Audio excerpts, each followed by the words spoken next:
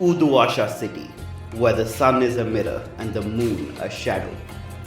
800 years ago, the gates of death were broken by the Emperor Immortal. The five key bearers, however, had already unlocked them and walked right through. It is in Uduasha city they dwell. Now, the ghost field breathes next to our reality, lit by the eternal flame of the well of Udu. It is a second skin, a place where thought and will struggle against gravity and light. In other places, the dead congregate in the ghost field, but in Uduasha, the well city, the hell city, they fall straight into the flames. See its glittering districts: Kshitijpur, where the rich plot to buy the horizon; Bunda West, where the refugees of two different nations flock; and Pasarhantu, the vertical maze of market and murder. And here is Udepat, where the ceaseless temple resides. Its inhabitants, a family, a snake, and a god. The temple has stood since before the gods of this world were forgotten. Watch as it turns the wheels of revolution. Welcome to Desperate Attune, an actual play podcast about people who take risks so they can survive against the odds.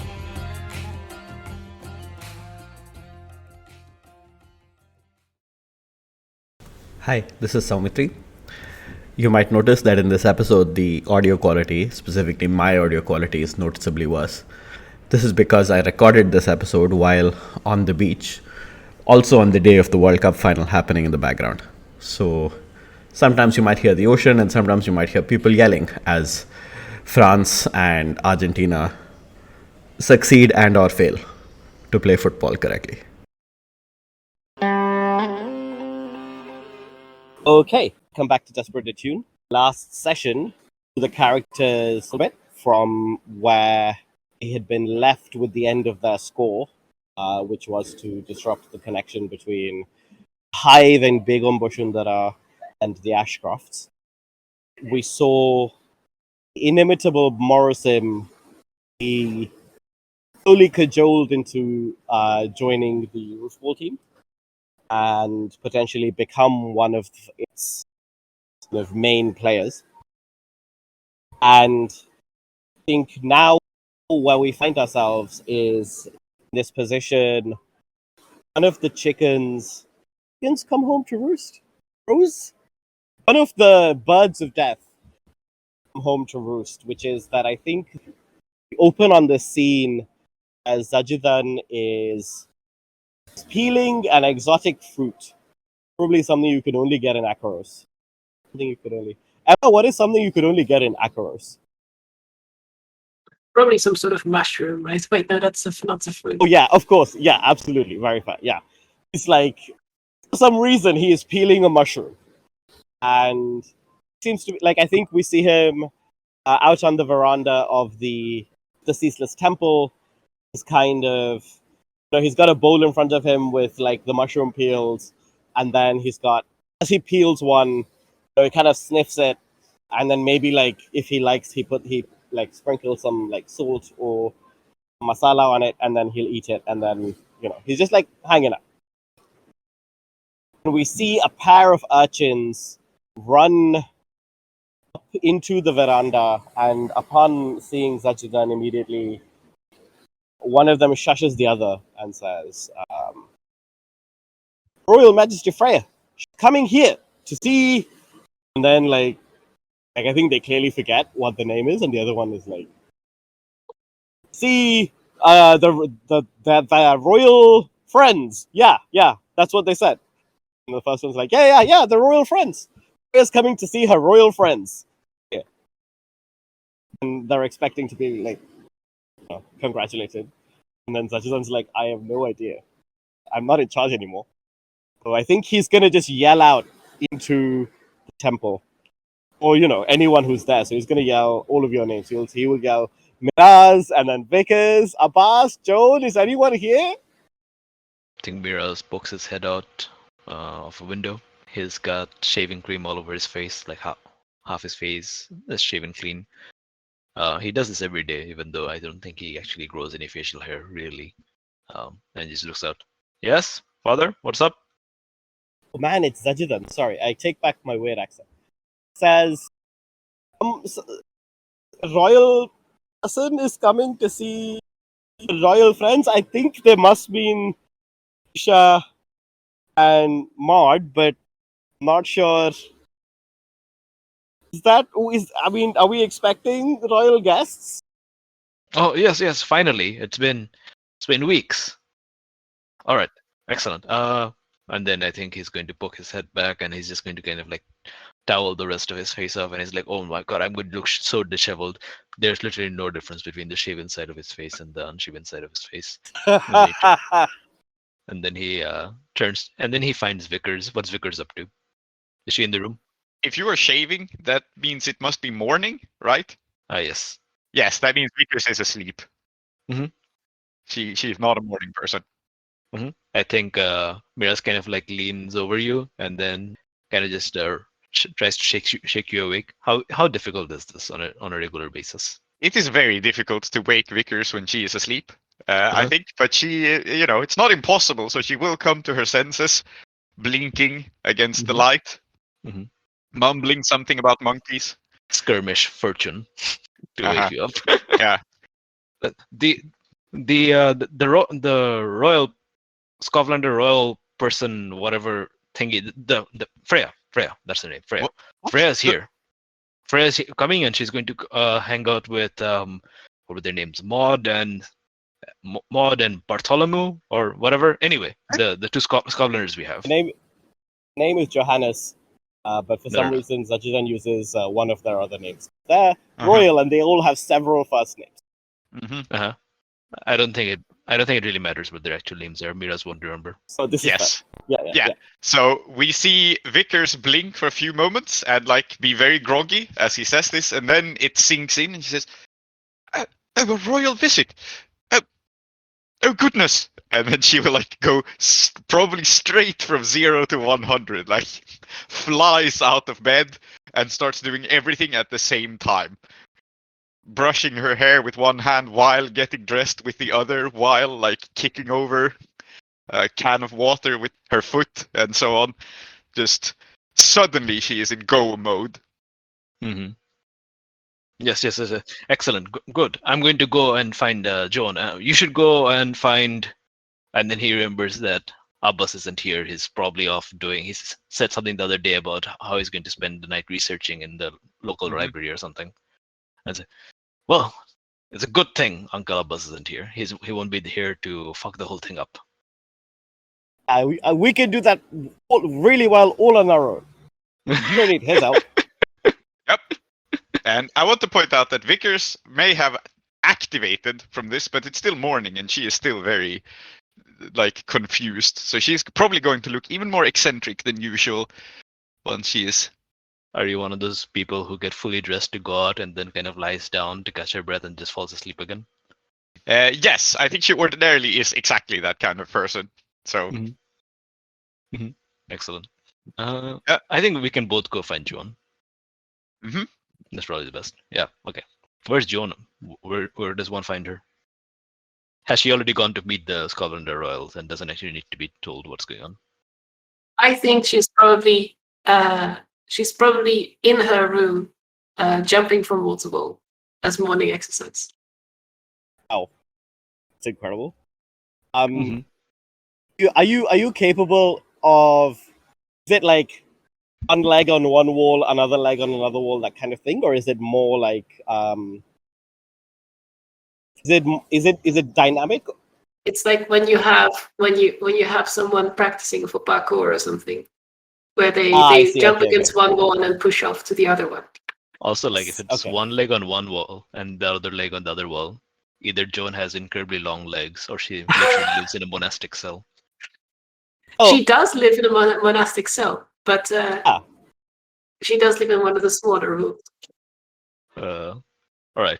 So I guess we open the door and then we immediately see you bouncing from one end to the other. And I think Mira's closed the door again, turns to close the door again, turns to Vickers and says, "I think we're interrupting a private moment." What is it? Oh, that just looks like practice to me. Good morning. Yes, hi. The Queen is coming over. Which one? Freya, I think. Vickers Right. says, looking slightly confused at Miraz. Like, that's right?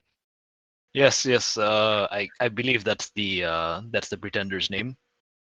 I mean, we can talk like this once she actually shows up, but we all know this is all nonsense. There's no Queen of Scotland. Wait, now? Yes, now apparently. She stares at the sweat stains on her tunic. I mean, it's Yeah. probably going to be like they've given you some notice, right? Because that's how this works. So Yeah. half an hour. But the notice is usually very unreliable. We have learned this That's about correct. Ugwasha.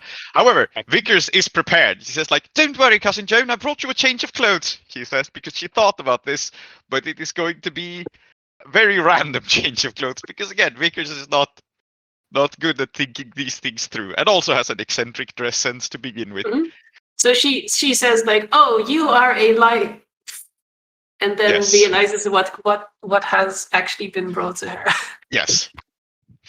It is probably Excellent. something that Vickers has just pulled at random from her own wardrobe, which means that it is 50% roof ball uniform and 50% priestess garb. Wonderful. And don't worry too much about like sprucing yourself up too much. Listen, look, I'm half shaved, right? Absolutely obscene. Yes, you are. Yes, yes, of course I am. Can't you see? And then listen, that's not a real royal person. It's just some strange person from the refugee ghetto, all probably hopped up on drugs or something. Either way, someone that the Scotlanders seem to take seriously. So I suppose we have to put our best foot forward to an extent. But we don't have to break out the nice cologne for her or anything like that. So, and then he's going to go away. Yeah, as you're talking, I think Vickers hurries forward to dress Joan up in a bomber jacket and a frilly skirt. This is apparently the combination. Amazing. Yes. Okay. I Let's think see. in the middle of all this, it is in fact Zajitan who has gone to fetch the royals. Because I mean they've been getting along, they to the match together, and like they've been in the temple for the last like few weeks, even been like a few months, right? Like since they first arrived, a couple of months. So I think probably like I think we just see him kind of like whisper some words to them along the lines of I think you're meant to be meeting someone, just get ready or whatever. And I don't think either of them are taking this super seriously, because they've allowed themselves to pretend that like this is fine, like this is not going to change. So yeah, I think they will turn up. They've kind of adapted to the local like way of dressing, so I think both in kind of like a long kurta and a pajama, and like they're just they do not dress like they used to back home, because I think it's much warmer here than they used to. So where are they now? Yeah, they're just gonna like make their way through the temple. They were in the little guest room. I think they were already ready. It's not like they were really doing anything. And there.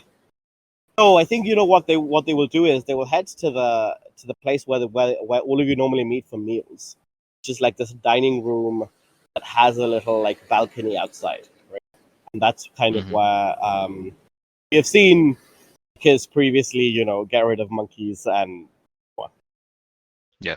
Okay. Then I think Miraz runs into them, and Miraz has under his jacket, under his like shirt, he's got the bomb suit that he's got, the protective suit, and he's also got his satchel on the other, and he's just like rushing forward, and then he kind of like says, "Oh, hello, Father. Hello, Maud. Hello, Bartholomew. Let's keep going. The Royal Highlands Fair is here, and I don't know. There might be some trouble. Yes. All right." And then he kind of just rushes forward. And I think Zajudan says, "Trouble? Oh, okay. Well, I trust you can deal with it. Good luck." And I think like he makes eye contact with the person you call Bartholomew and says, "Alicia, I trust you will be completely in possession of your wits and your talent, and then like looks at Maud and says, try not to let everyone else, especially my son, speak for you. You have a good voice in there, you should use it. And then like walks away as if he hasn't just like undermined your entire authority. As there's words of trouble, we see Vickers in the background trailing after Miraz, going like, "Oh yes, trouble!" And then she will double back into her bedroom and come out with her pistols, which she had forgotten to dress up with. Incredible. You know, these people were potentially hunted by dangerous people, so gotta have my pistols. Excellent. Right, so our plan for today. Mhm. And at that point, she like kind of peters out as if she's not really sure what we're actually trying to do again at this moment. Yes.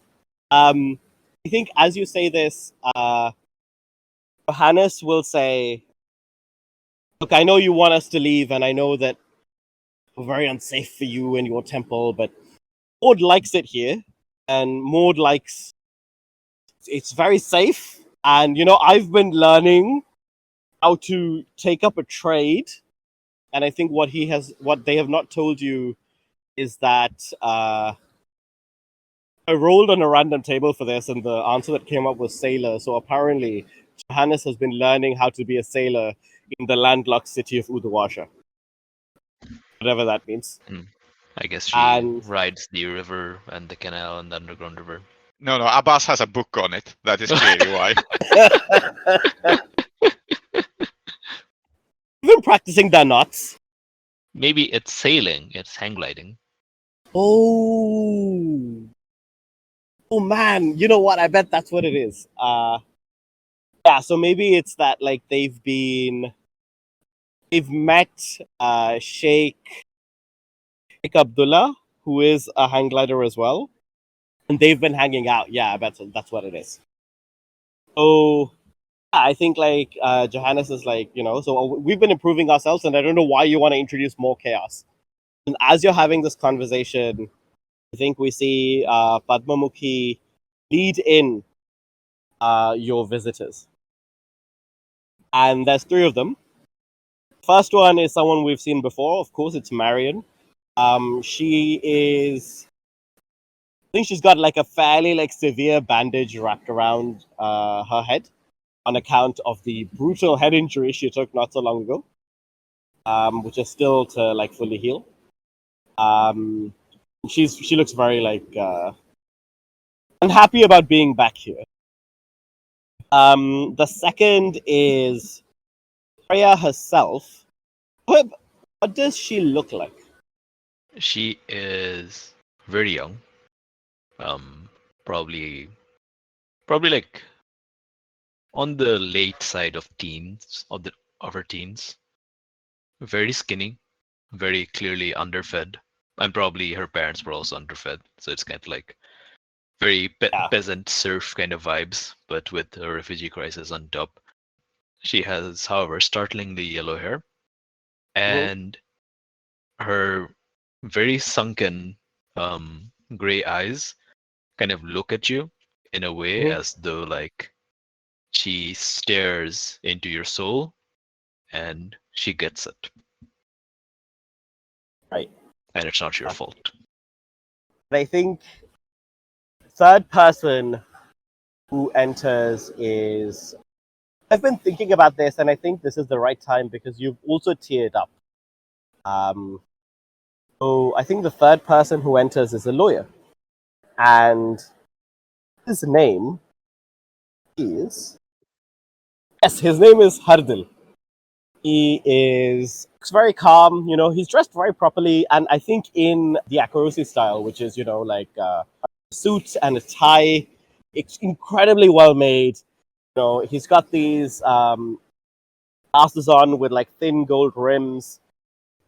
Kind of like look about him that suggests that maybe in stark contrast to Freya, he has had 3 meals a day at least for the last 30 years. No problem. Like a very like never have been having been in like risk of starvation kind of thing. And he's carrying a briefcase which is very distinctive. Because what do you notice about this briefcase? Like, why do you look at it and go, oh, that's interesting? So the briefcase is notable because it is made out of snake skin with an Ooh. incredibly elaborate pattern on it in green and yellow of some kind of family crest or insignia that is made in this style. And it looks like a very valuable briefcase, probably more valuable than its actual contents.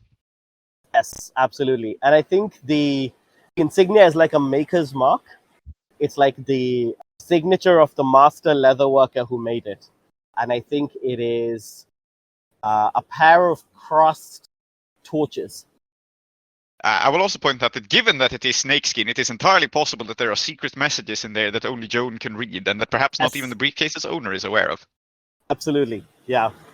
And in fact, Joan, as you look at it, these two torches that are embossed almost seem to actually be burning.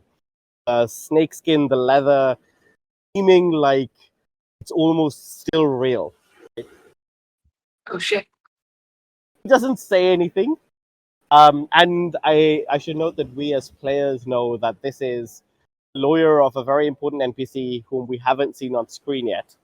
And I want to save that surprise for when that NPC arrives. But Hardil is someone that is not really to be trifled with.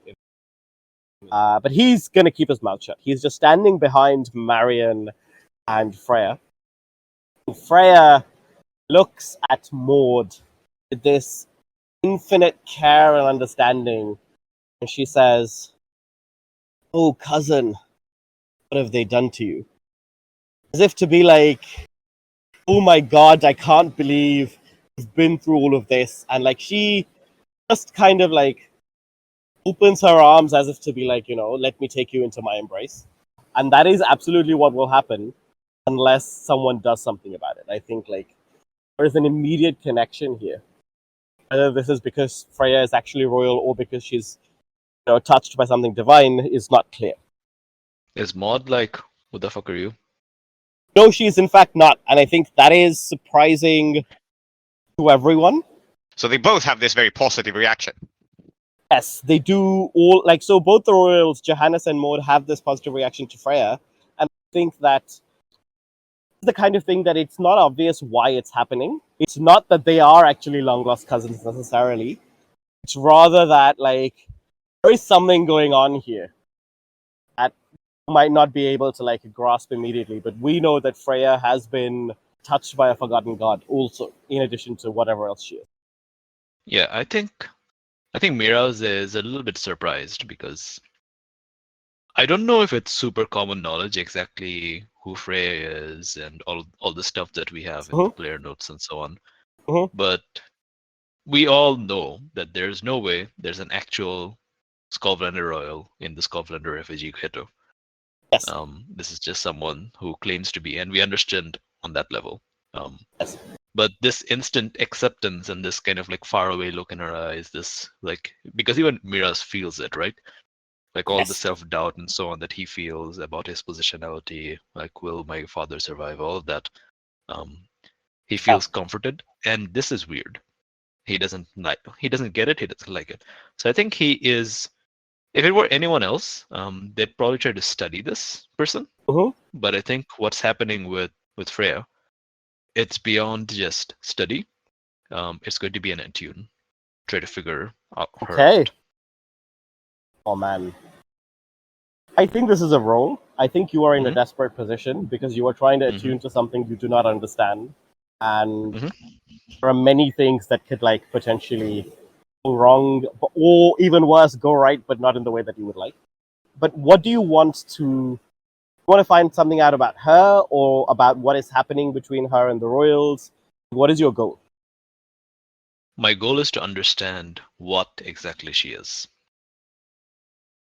Because because I feel the kingship. I feel that this person is sovereign. I feel understood, and all these things are foreign. And all these things are clearly somehow magically manifest. There's some sort of I suspect some sort of hypnotism happening here to all of us. Okay. Something like that. Yeah. Absolutely. Okay. Oh, good. Okay. Yeah. So I think you can understand it. Desperate standard, and I think we'll see how this goes. Can I assist you? Please. I think for a moment, Joan locks eyes with Miraz and with a questioning look, and then as a way of silent communication, just really quickly flashes green serpent eyes, as if to say we know something like this. The kind of hypnotism that can come from a forgotten god. Yeah. I think that also freaks Miraz out a little bit because Miraz is the kind of person who would be totally unaware that Joan can hypnotize people now. Yes. And the snake himself also can. Yes. So he's like, okay, I recognize that. That's weird, but I'll take it for now. I'll file it away for later to think about what that's about. I have a devil's bargain for you here. Yes, please. So before the charity event, you channeled the power of your god to try and bless Nabila. I think that clock is called too free with my blessings, and I don't think that I'm saying I'm offering you a take on that clock. Something here it's that you're being too free with your blessings. It's that you're being too free with the arcane power that you have. More broadly. Yes. Yeah, because I think I'm going to draw on it for insight, protection, whatever. But I feel that I think in my head somehow, I think this is innate. I don't think Miraz even understands how he can do this. But he is of the line of the custodians of the temple, and he is inside the temple. So he's going to draw on that power for answers. Okay, 2 bonus dice. Ooh. There's 3 dice, and you rolled a 3, a 2, and a 3. In fact, this is probably the best outcome from narrative perspective. Depending on the consequence, I may be protecting Miraz here. Yeah, so I'll tell you exactly what is going on here, which I think is that what is happening here is actually a very tender family moment, right? So in fact, as Freya and Maud are in this hug, and I think Freya kind of reaches out her hand for Johannes, and I think Johannes is not really in a place, hasn't been for some time, to we've always seen them as kind of prickly and not so trusting, and even here they're not quite able to give in everything. But I think again we see that Freya is actually a very in this way empathetic person, because I think she could force them to join this hug, but instead grasps the hand as if to be no, I see you too, right? And Miraz, I think that as you, for a moment, you look into Freya's eyes, you understand a terrifying and fundamental truth, which is that Freya is genuine. Do you say inhuman? No, I said genuine. Well, genuine, okay. The sense of royalty that you feel is not hypnosis. It's not some divine trick. Everything that you can never be. She's a true, citizen of Uduasha, even though she's not from here. She believes that things can be better.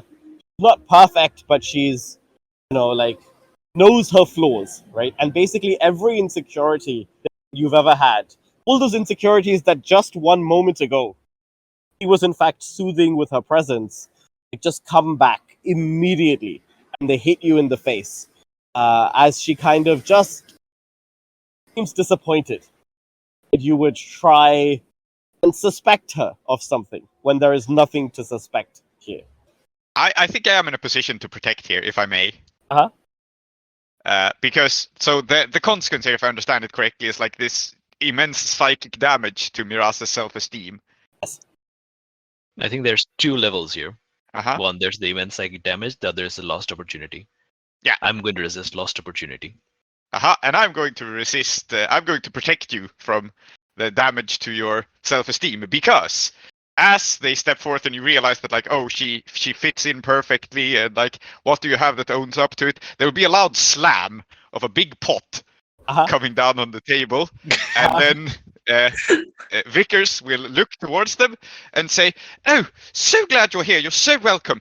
We prepared a traditional Skov meal for you. We've got mashed potatoes with mashed potatoes." I'm sorry, that's Oh all I my can tell. god! That is a hate crime, Prince. Oh my god. Well, that's a traditional Bengali meal, Oh, actually. oh man.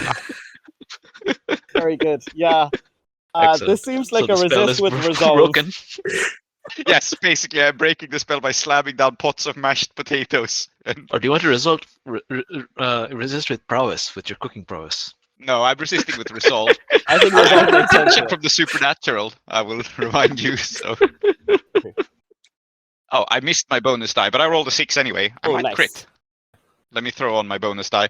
So I roll resist and I roll a 6. Mhm. So it was a 5, a 6, a 4, and a 3. So it's 6, and so therefore you get away scot-free. I think it's just another testament to the fact that like what Miraz does have, he will always have, is the enduring love and respect of his wife. Mhm. And I think it's not that the This is- insecurities aren't there. And we'll get to your resistance in just a sec. I just want to finish narrating this. Mhm. Insecurities are still there. It's just that it doesn't take away all of the things you've accomplished. Right? Like you've gone through your own struggles, you're on your own journey, and your wife is not going anywhere. And I think that is definitely a salve of mashed potato on your bruised heart. Okay. So is that a full resist or? I mean, with this kind of thing, it's like Yeah. it depends, right? I Okay. don't think it's a I full think resist. you need to resist the lost opportunity still. Yeah. Yeah. Yeah. I'm going to do that. Yeah. Yeah. But for that, I'm going.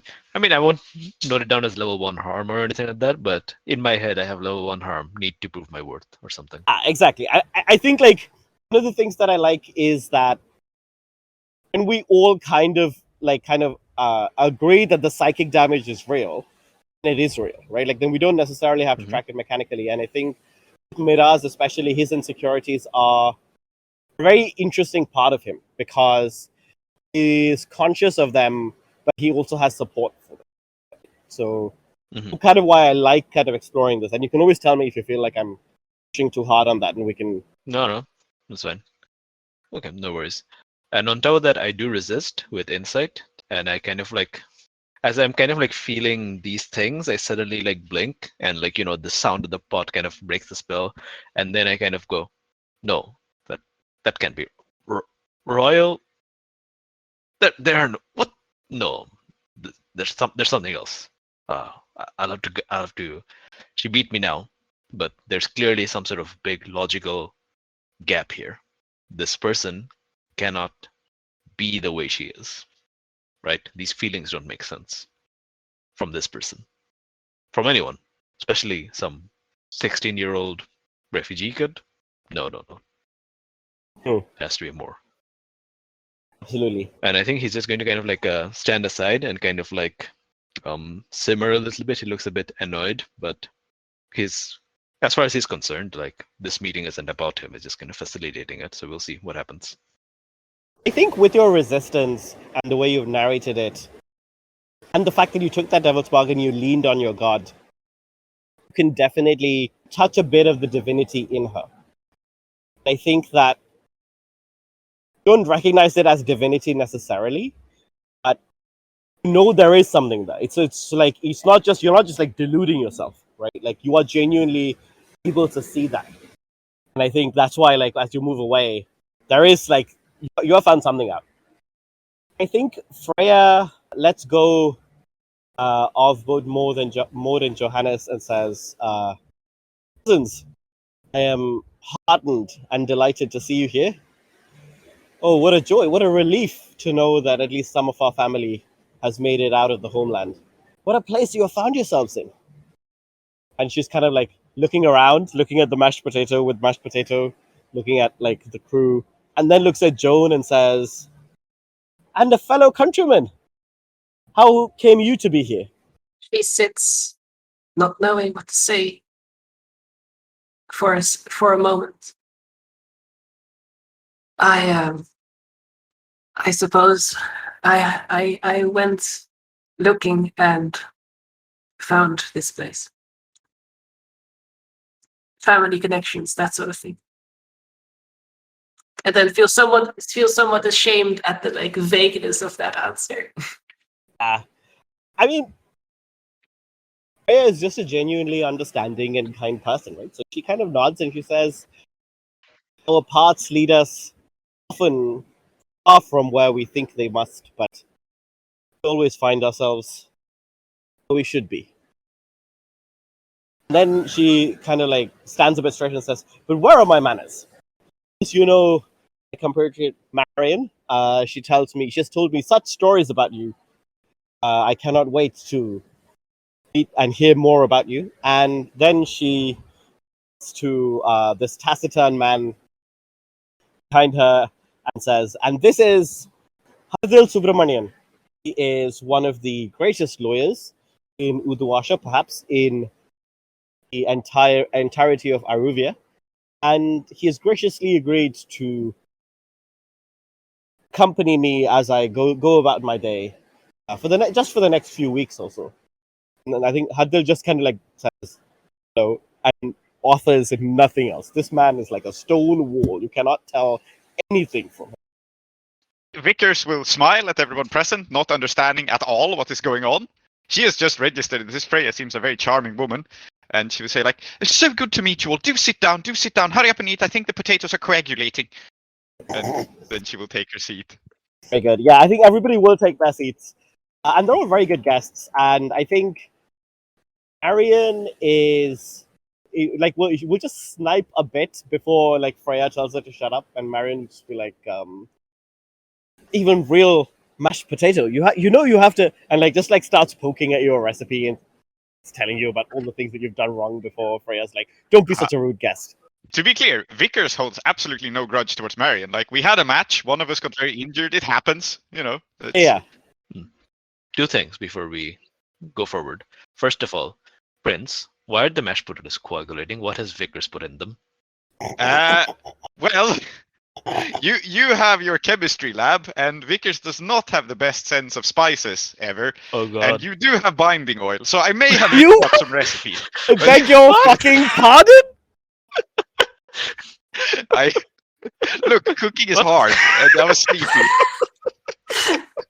So I think like someone tries to reach for the mashed potatoes and pulls up a clump that just sticks to the spoon. Now, cooking may be hard, but I would imagine that not putting glue in your food would not be that hard. Yes, well, everything is labeled in Hadrathi, okay? I don't read it that well. Fair Oh my enough. god. Mm-hmm.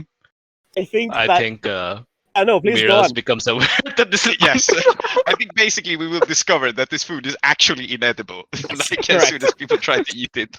Yeah. Mm-hmm. So there's that. Jesus Christ. The other thing is, if Freya just showed up and said, "Yes, this man is a lawyer. He's just walking around with me for a week," Miraz normally would be like, "I don't care. Kind of weird, but whatever." But now that he is interested in Freya and all her various inconsistencies and how none of this makes sense, it's like, why is a lawyer following her around for a week? And I think he is going to try to engage Mr. Hardil in conversation. He's going to sit next to him at dinner. Oh, excellent. Okay. Then I think there's two conversations happening. The first conversation is all of the Scotlanders looking at, and I don't know if Joan is included in this, but certainly the other four Scotlanders are going to look at Vickers, trying to understand what the hell happened here.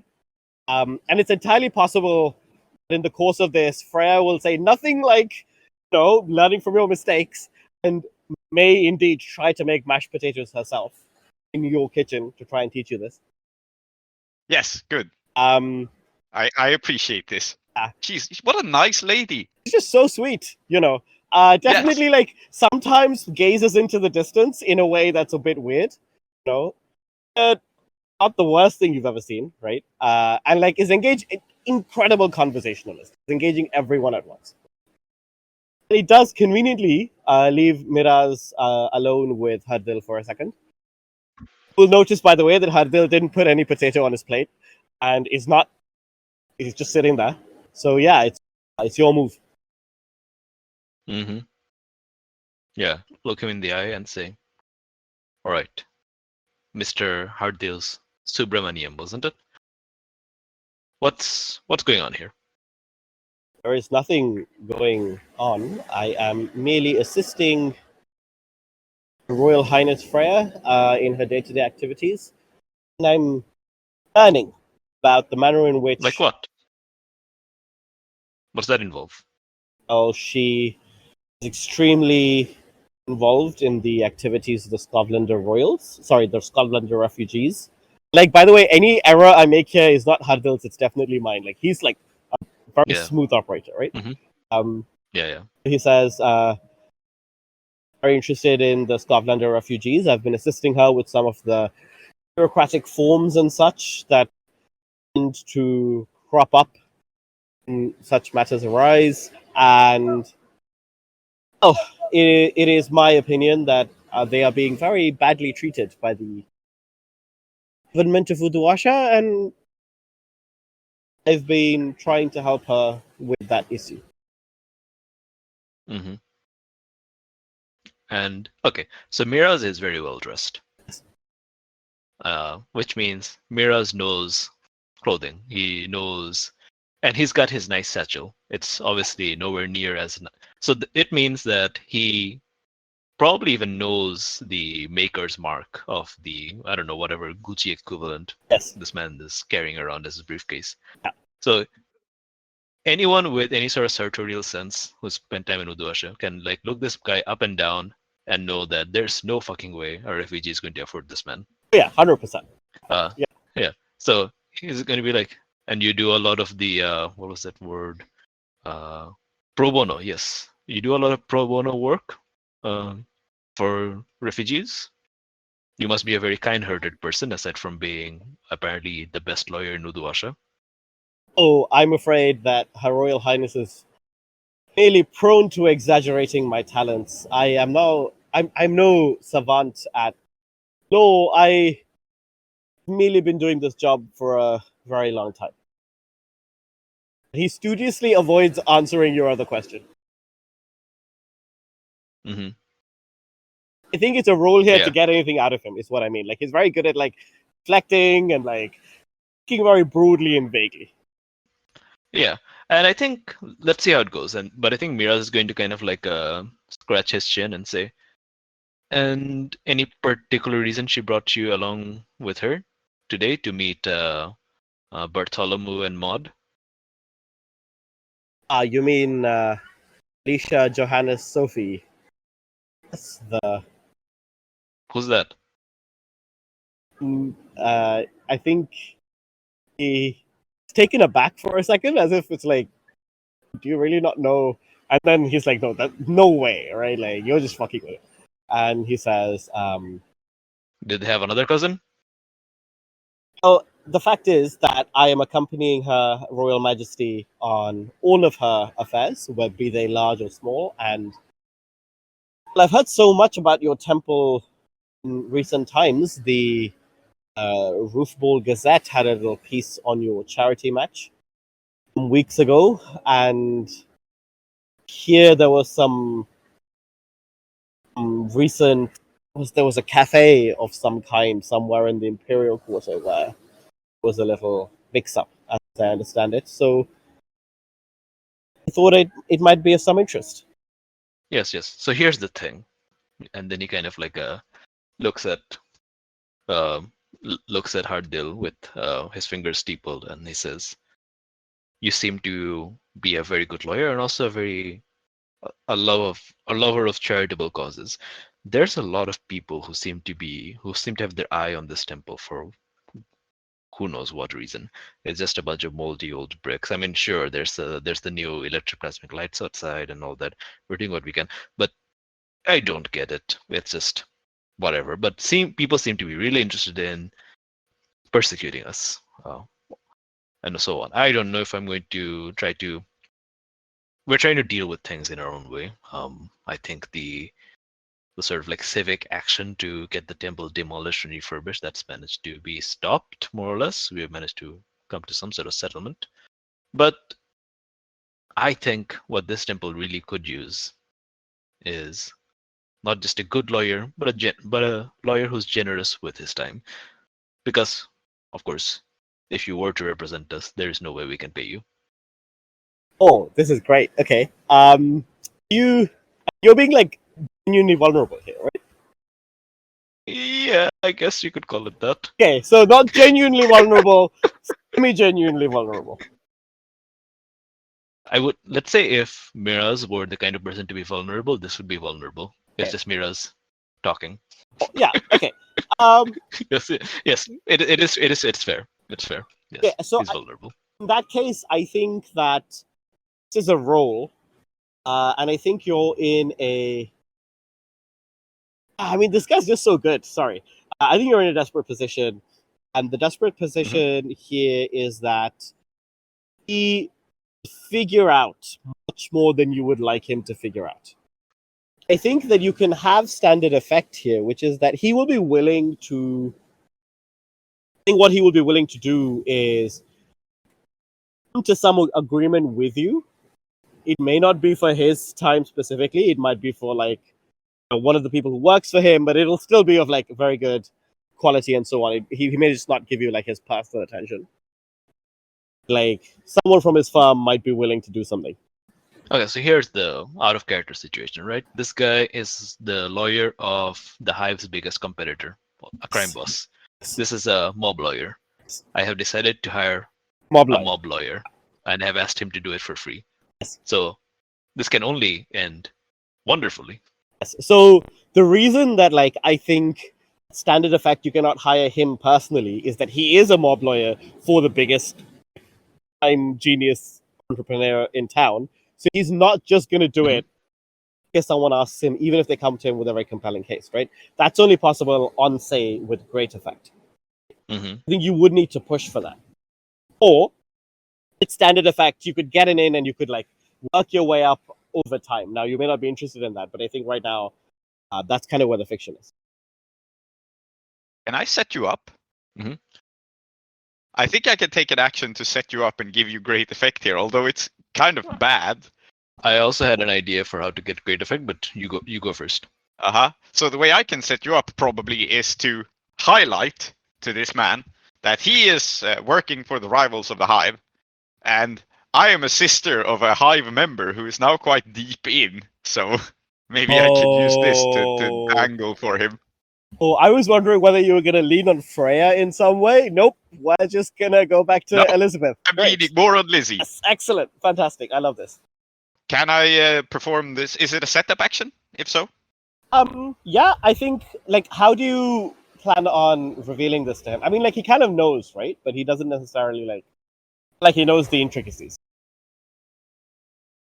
Yes, well, obviously how I will do this is, so he knows about the events that went down on the grapefruit, but he hasn't connected us with them. So I can only really do this by incriminating us a little bit, right? Oh, yeah. But the simple answer is Vickers will come out of the kitchen and go like, "Oh dear, Miraz, I'm so sorry. It turns out when you replenished your binding oil after that incident at the grapefruit, well, I got the delivery, but I got it to the kitchen by accident. I'm afraid I've used it all up." Ow. And, Ow. Oh my god. And now he can connect us to the incident at the grapefruit. Yes, absolutely. Like, he's just gonna blink for 1 second and go, and then also go, and she put it in the potato? You know, like, just like, Yes. will just an infinitesimal, like, kind of like narrowing of his eyes as he goes, "What?" See, this is how the mix-up happened. I ordered a replacement and it got delivered to my kitchen, but I couldn't read the label, so... Very good, excellent. Like, I love that Vickers' like incredible education has given her ability to navigate political innuendo. You know, like she could helm the Ashkar Empire if she wanted, but at the same time, some stuff during language class, she was just either asleep or playing roofball. I mean, it's been established that she's not book smart, right? Yeah, she's absolutely. not good with numbers or letters or studying, so... Absolutely. I think that... So is it an action? I think it's an action, and you're in a controlled position here, but I think actually the risk here is that Marion will say out loud and embarrass Joan in doing so, saying, "Put binding oil in potato?" Absolutely. I think my action is consort because Makes I'm sense. just letting information slip. I'm just letting everyone have a good time, and I will not modify it in any way. I think I will just roll straight consort. Sense? It's a 2. And I fail, actually, so I don't set Miraz up. I just give away this information. On a failure on a controlled position, you can try a different approach. But I don't know what different Or approach. try again with worse position. Or, yeah, make it risky. That's fair. Let me think. Uh-huh. Okay. No, you know what? Okay, so he has this information. That has happened. Uh-huh. Like, he knows that we're connected to the grapefruit, but he doesn't necessarily know that I'm important yet. Oh, yeah, absolutely. He doesn't necessarily know, how high up in the Ashcroft family or whatever, what my connections actually are. Yeah, I mean, if he finds out that you are the firstborn daughter of the guy building the airship, like, that's absolutely very important information. No. It's a risky consequence, Yes. yeah. So, my new approach will be command. Oh. And it says, like, as I get embarrassed by, or as Marion points out, like, you put binding oil in the potatoes, oh no, we have no replacement food, and now Freya has to cook. Yeah. I think we'll see Vickers stand up straight and go like, you're quite right, it isn't, I'm sorry, I'm being quite a terrible host. There's just no excuse for this sort of thing. And then she's going to go outside, like clap her hands and just organize people, right? Excellent. She's just going to Yep. grab someone off the street Yep. and speak with her commanding voice used to ordering people around. Like, go down to the kebab place, get us some actual food. Yeah, very good. And I'm going to make an impression of actual, like, power. Yes, absolutely. So risky standard for a setup action? Risky standard makes sense. I also think, by the way, that Johannes has come out with you because they've been exploring the neighborhood, so that they're also giving instructions next to you.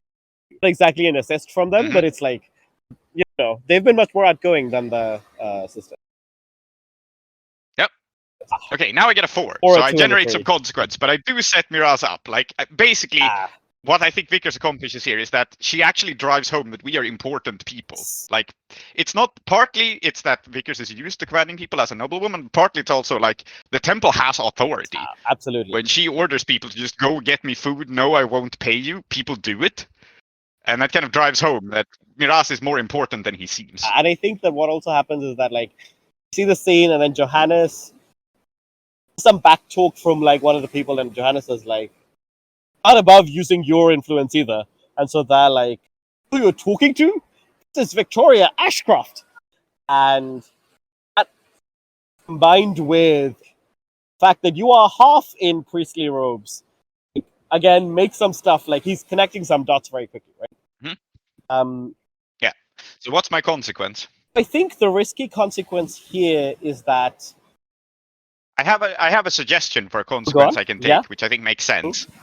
I'm just going to lose some stash because I think now that I think about it, it makes sense that Vickers can command people to do this without paying them, but I don't think it's in character for her. She is fundamentally kind of a nice person, so I think I will just spend some coin as my consequence. Makes sense. How much do you think is fair? 1 or 2? For risky, I feel like for risky it should be 2 coin. Okay, that's like half of her stash, but at least we'll feed the guests properly. I think you're going overboard here. Yeah, did you say 2 coin? Yeah. That's a lot. It's a lot. I think that's way too much. I'm fine with it. I'll take it as a risky consequence, but I will then add that in that case, I think we are actually properly making a good impression on these people. I was gonna say, just as a byproduct of what I'm doing. So I think what's happening here is there's truly a lavish amount of food that would come in with 2 coin. Yes, absolutely. And this time I'm not even cooking it because I don't have time. So now we're just serving these people like a royal feast. Literally, haha, lol. All right. So desperate, great then for me, right? My sales pitch. Am I getting any assists from anyone?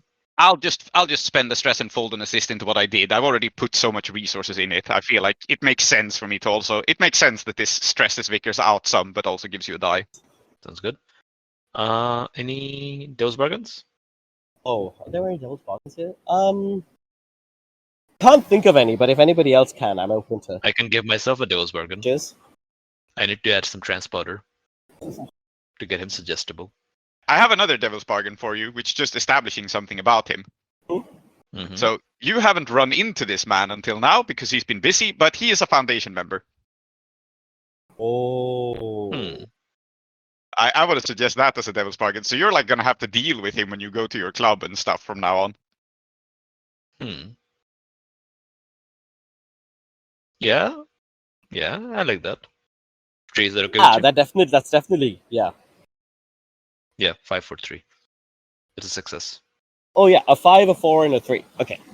So the first thing that I think happens here is says I'm always interested in helping those who are less fortunate. Your Majesty is merely one of these. And I understand that this temple is of some historic value to Udaipur. Of course, one of the great districts of our amazing town. He would not say amazing, but I'm struggling for another word. So, you know Fawzia Unrakis? Yes, I do. She is Is she a client? occasionally more of a compatriot. She has certain structures and architect. Are you in the Brotherhood? Very good. Is that how members like introduce themselves to each other? Yes.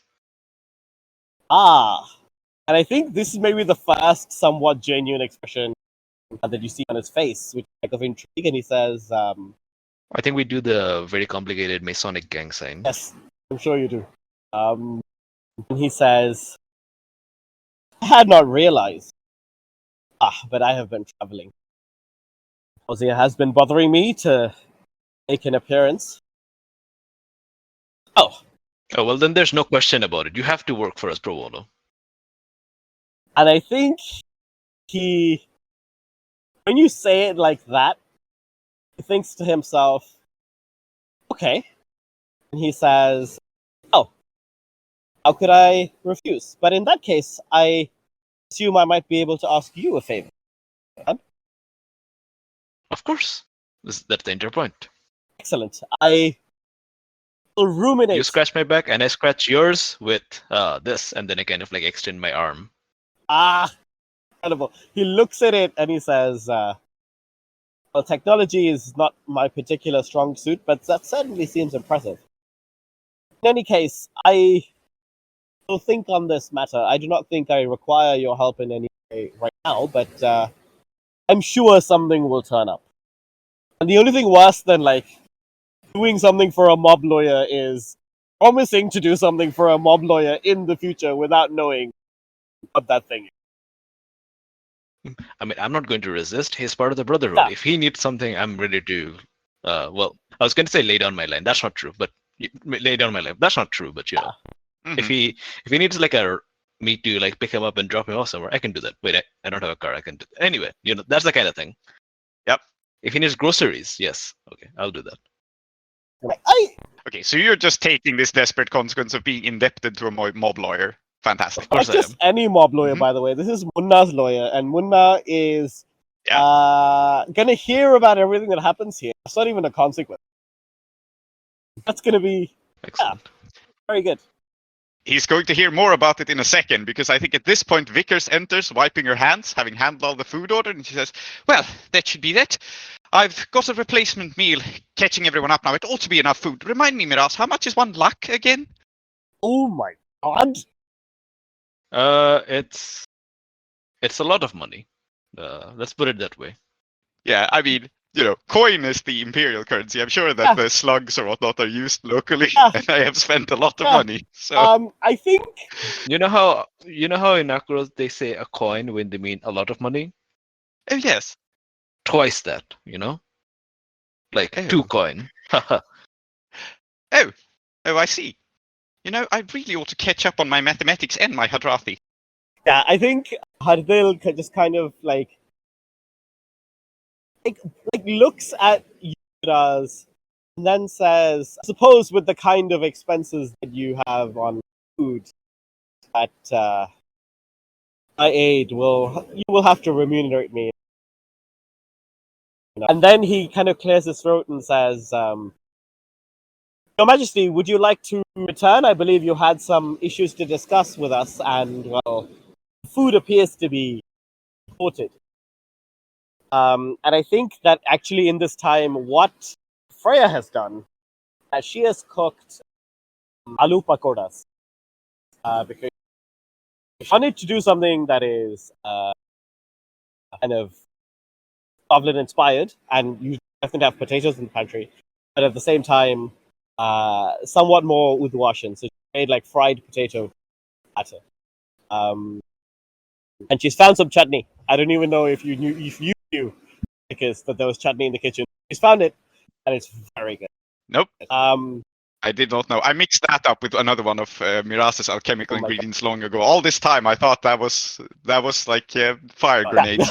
yeah, indeed, yes. And so they all come back, and Freya like offers it to everyone, and it's offensively good. It really it reminds you of something that you had like years ago.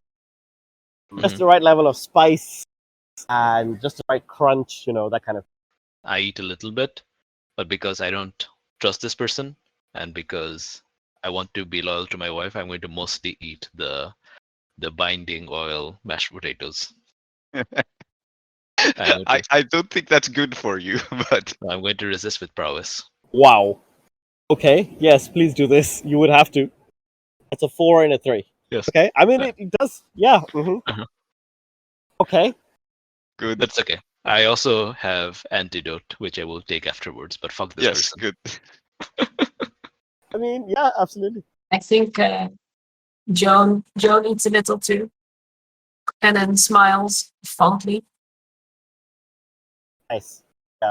Back when I was little in Lockport, at New Year's Eve, there were these crazy people who would go outside the barrier to the beach to dig for crabs, and we ate that along with potatoes. Best thing I had, and I always looked forward to it. This is almost as good. Have you been to Lockport? Void sea crabs? Miraz says, with his mouth full of binding oil mashed potato. That doesn't sound safe. Oh well, I suppose it wasn't, but there are many things that are delicious and edible and still not safe. Just for the listeners here, we're learning something interesting because Lockport is a really terrible city. It is a city that was occupied under the war and turned into an industrial hellscape. So it's interesting that Joan is from there. And I think Marion is from Blackvale, which is to the north of Lockport. And I think, as you say this, like this is like a nostalgic moment, I think, for the two of you, because Marion says, "Oh, nothing compared to the Blackvale crabs." Just to like needle you. Before Freya says, "I confess I have never been to Lockport. I hear that the Empire has done terrible, terrible things to it." It is certainly a different city than it used to be, according to my grandparents and their grandparents. We adapted. It will be brought back to its previous glory very soon. What do you mean by that? I think now is when you see her almost possessed, a revolutionary. So I think she says, the Empire will fall. It will crumble into dust. And Scotland will retake its place. It will happen in my lifetime. It will lead us there. Arian has told me so much about you. Won't you join us? Return to the cause that you gave so much for. It's at the Lord and have you. Your briefcase. Northern slip us, we think? I think Ardil will say, is it? I will admit I'm not entirely sure. It was a gift from my employer. Served me very well for the last 10 years. But I confess I'm not a connoisseur in briefcase making. They're curious creatures. We hunt them by cutting the grass. Of course, they have no ability to make the grass grow back. They They have no power over this. So they adapt. They quickly slip out of their skin into one that's more suited to short grass, to hiking. At least that's what my uncle tells me. I wonder if we shouldn't be the same. If that wouldn't be better for us than to dream of a fallen empire. What? Change your clothes? Yes, that does sound like something more productive and more manageable as a thing to do than to imagine the immortal emperor's reign ending. Mira says, laughing. He laughs for a bit, and then I think he realizes that he's not reading the room right, and then kind of just stops. I think Maud will say, I do not wish to be part of a revolution, nor does my sibling. We wish to find peace, and I think like she looks at Freya like beseeching her as, do not go down that path, Freya. It will destroy you. You destroyed everyone, nearly everyone I've ever loved. Freya is just kind of like same imperious seriousness fills her as so long as the empire exists, there can be no peace. We must take our people back home, lest they forget it, lest it be overwritten by Leviathan ships, the lightning fencer. Surely you see the truth of this. And this is actually a conversation between the two of them, because the reason that Freya is here is that originally you wanted the true royals to be taken away by her. And you wanted her to remove this problem from you, which she's willing to do, but she's going to do it by convincing them to do the one thing that they've been avoiding and they've been running from. Mm-hmm. Yeah, I think Mira's is like, yes, very well said. Death to the emperor and all that, I suppose. Yes, very good. So, what happens next, Freyr? Now that Bartholomew and Maud will be under your protection, I suppose we're going to. Yes. What? So I think he's like, yes. So you're going to take them away. You're going to stop talking this insane shit under my temple. You're going to leave, and that's going to be great. And I wanted to deal with this anymore. Bye. That's what it's aiming at. Aha. So you are trying to get rid of these people. Yeah. And I'm interfering. Unfortunately. Very good. Because as you are saying, like, yes, you should go. What's your next step? Trying to hurry this along. I think Vickers is getting her food delivered. And we overordered a little bit. Just a bit. So suddenly the table is being set with like every kind of dish from every restaurant in the vicinity. Yes. And it would be rude for them to leave without finishing the food, and suddenly there is a lot of food. Excellent. Oh god. Yeah. So yeah, absolutely. And I think that is what Vickers is busy with, and she's been listening for like half an ear to all this revolutionary talk, but she's just been trying to find like table space for people to put everything down. Yeah, I think in fact Johannes they're helping you put everything together, right? Which is why they have not been. But Joan, like weeks ago, Maud chose not to stay with Marion because she felt action. She felt that you and her had this desire not to go back into this like endless cycle of violence, constant strife. Like, how do you feel now about what seems might happen, which is that Freya will in fact be very convincing, and I think that she's going to convince the two of them to get back into it, if nothing else happens. Victors. It's their choice if they choose it. Yeah. But she is on guard that maybe this extremely charming person doesn't leave much room for like unencumbered choice. So I think she actually looks at Johannes and at Maud, and says, "Is that what's going to happen? Because it looks to me like that might be a path you two are not really ready to take."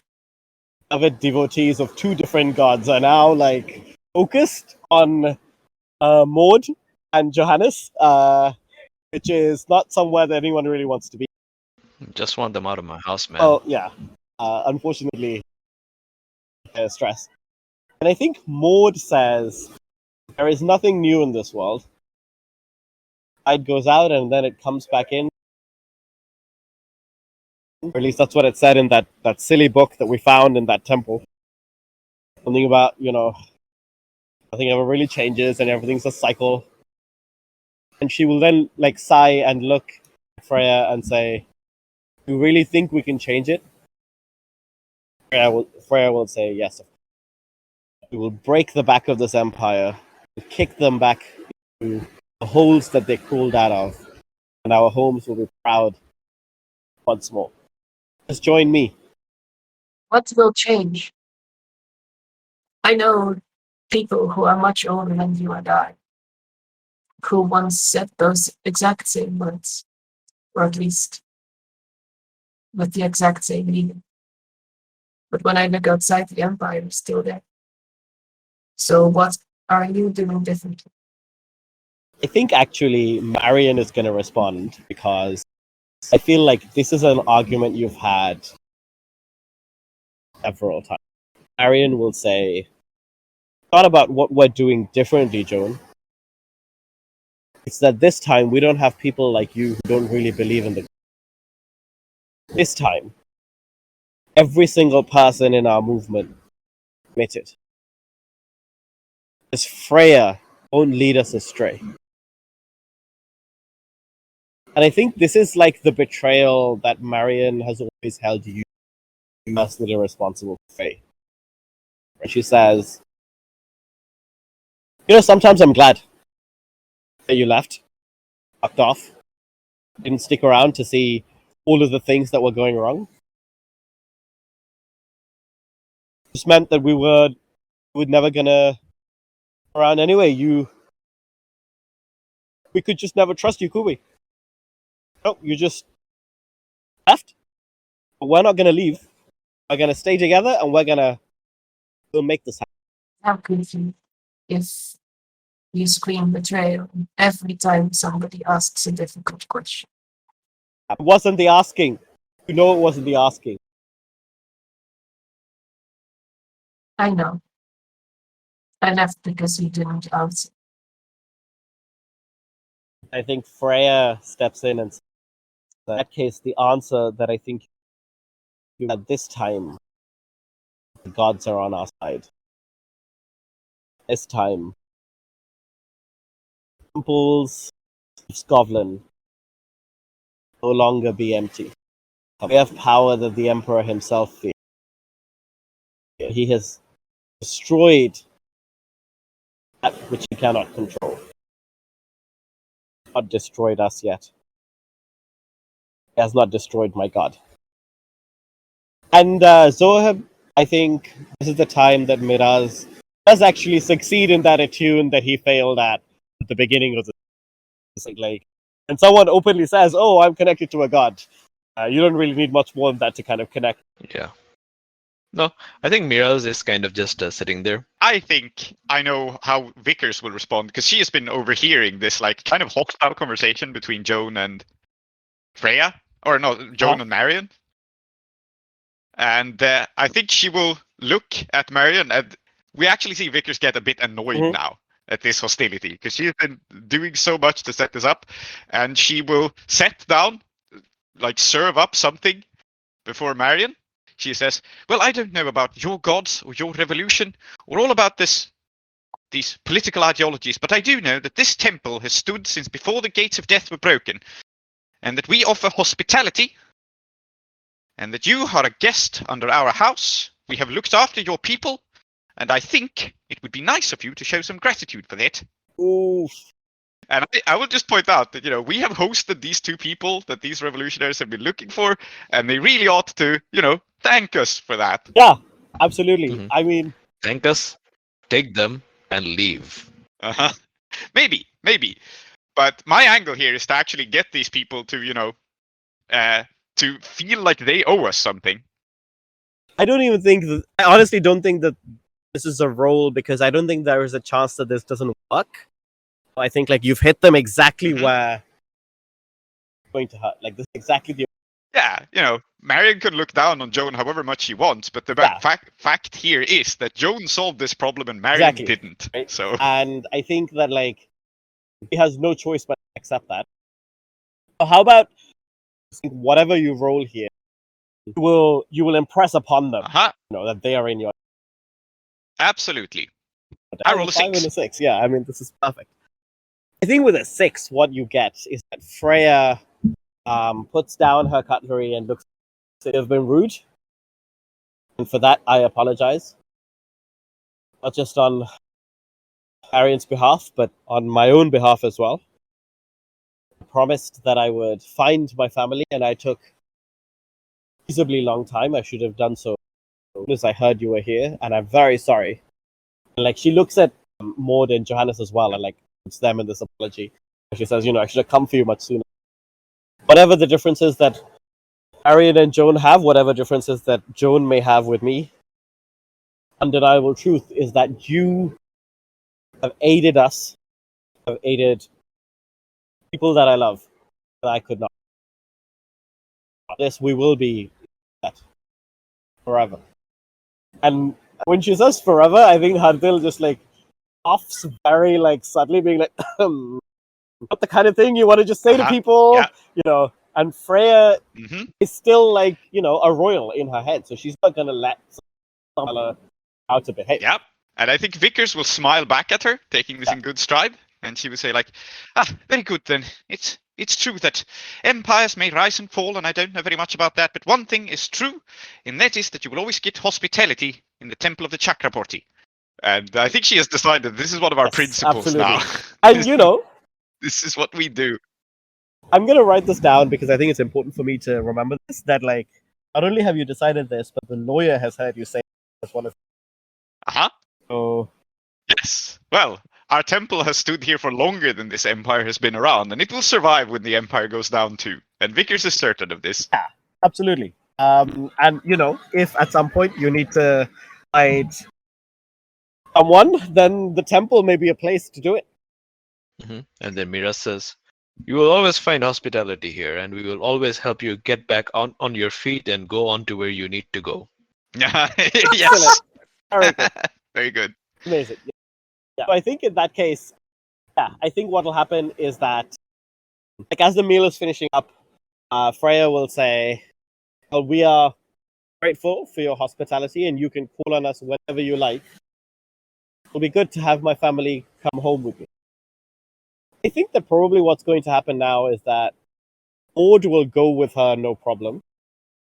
Johannes wants to stay because Udaipur is like one of the nicer areas for the hang gliding, and they don't want to be part of this. They're a bit harder to convince, and Freya's not necessarily going to put, especially if they have Maud already. So I think Johannes is going to stick around. Look, if Johannes can resist this woman's like super charming hypnosis powers, I say we keep this person around. That sounds like a good person to have in our house. Just so incredibly grumpy about everything, Like they've been through so much. Or is it more like, I wonder if there's an element of Freya's not even trying that hard with Johannes for some reason. I think that's also true. Maybe. It's that like. Yeah, we're not about to kick them out after what I just said. So I think Freya's probably also making a political calculation here, that if Johannes stays here, that means that there is still a connection, so she can come back to the. I can use Johannes as an. Be like, oh hey, how's it going? All this stuff. Good. Okay. Excellent. I know precisely what to do with this. I also have an idea, which may contradict what you want to do, but we'll see. I think the Hardil will kind of say, Your Majesty, the bribes that I gave to informants in this were only for. And then, like, looks down at his watch and says, perhaps another 15 minutes. So if you would like to return to the grotto, it must be now. Because, like, she is a wanted woman. She goes around saying she's the true queen of Scotland, and it's very unsafe for her to be just walking around. And, like, one reason to have a lawyer accompany you everywhere is that if you do get arrested, maybe the lawyer can do something. Good. Hearing this, Vickers will hurriedly try to pack as much as she can into bags and boxes for them to bring along. Yes. Excellent. Because, it would be a shame to waste all this food. Absolutely. You notice that... and that's what she's going to be you doing. notice that Johannes actually puts some food in a box but does not hand it over because I think that they are very carefully packing their favorite desserts so they can have them later. And I think as everybody's kind of like getting ready to stand up and leave, we see Padmapriya and Padmamukhi who just like brought the guests in and then went off to their own thing. They kind of like come in again, like look at the lavish spread of food, and like I think Padmapriya says, lunch, excellent. And very clearly like, okay, time for all of you to leave so that the next lot can come in and eat. Vickers is obviously going to summon her roofball team just to help us finish all the food. Yeah. This is... I mean, she spent 2 coin on this. That's like half a score. No. There's so much food. I think that like it's not even just the roofball. It's like around in the neighborhood, like those uncles who taught you how to make biryani, right? Like there's all of these people who are like... Yes. Can I have the rep I lost for bad food back? Yes, you can. Yes, absolutely. For this. Yeah, that makes sense, given how much money you spent on this. Good. And I think that like as you're leaving, you see Hardil kind of like wave down an urchin and like murmur something into her ear, like process some and runs off, presumably to like tell the next person that they're seeing, like, they're on the way now. And so blows out our brief candle. I named the disciples of the ceaseless temple thus, with both their false names and true. Soumithri, called Tree as the GM. Zoheb, called Klow as Miraz. Prince as Vickers. Emma as Joan. Aadiyat, called Soap as Abbas. Blades in the Dark and the original inspiration for Udo Asha by John Harper and Evil Hat Productions. Iruvian playbooks by Johnstone Metzger. Jalandhar intro music by Kevin MacLeod. Outro music in Keeravani Ragam by U. Srinivas. Follow us at Desperate Attune on Twitter or email us at desperateattune@gmail.com. Support us at ko-fi.com/desperateattune.